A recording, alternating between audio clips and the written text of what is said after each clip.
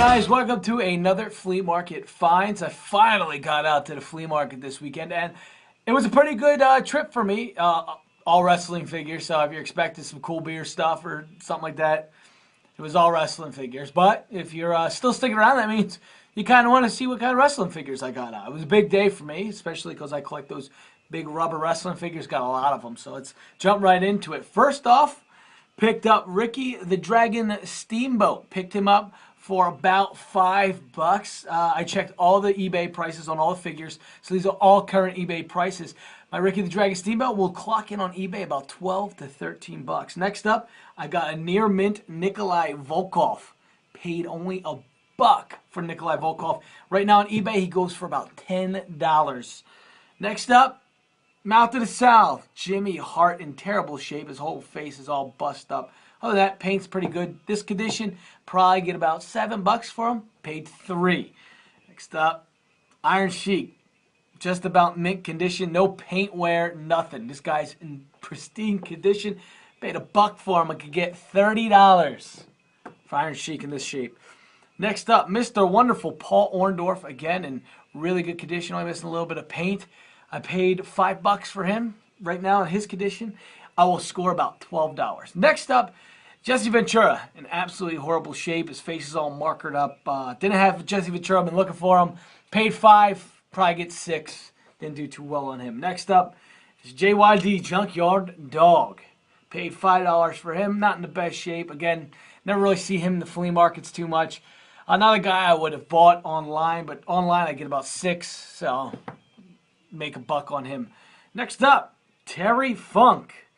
Pretty decent shape. I could probably clean him up a little bit better.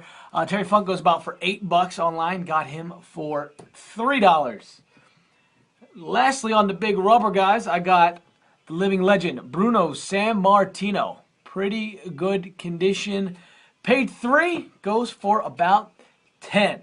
And then I got back to my bootlegs in the previous eBay buys. I talked about how I collect bootleg wrestling figures, and had a big weekend for bootlegs too at the flea market. Really weird to find these guys. First up is the bootleg Andre the Giant in really, really good shape. I was surprised. I paid, I think, about $9 for 4 of these guys, so like $250, something like that per guy.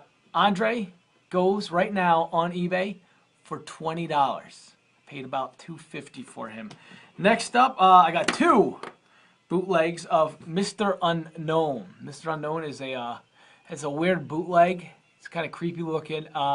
Just a regular Mr. Unknown, it goes for $24, and that's for the dark blue.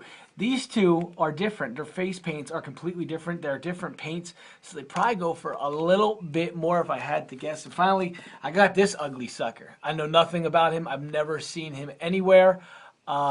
Know nothing about him. Don't know who makes him. This is one of the first times I ever came across a bootleg wrestling figure that I don't know anything about. No marking, so I have no clue what he could go for. My guess, $6, depending on who wants it, maybe more. So total, I spent $36 at the flea market.